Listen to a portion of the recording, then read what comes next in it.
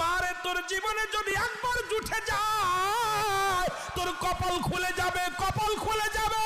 এই দুনিয়ার মধ্যেই জান্নাতি হবে, জোরে বলেন ঠিক কিনা? আজকে আমি আপনাদের কাছে দাবি করে যাই, এই দুইটা জিনিস খেয়াল রাখবেন।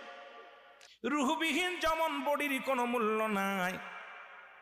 আপনার দেখতে শুনতে অনেক বালা, হাত আছে, পা আছে, সব ঠিক আছে, নাক কান গলা সবই ঠিক আছে, রুহ নামের বস্তুটা আপনার ভিতরে নাই। এই বডিটার কোনো দাম নাই।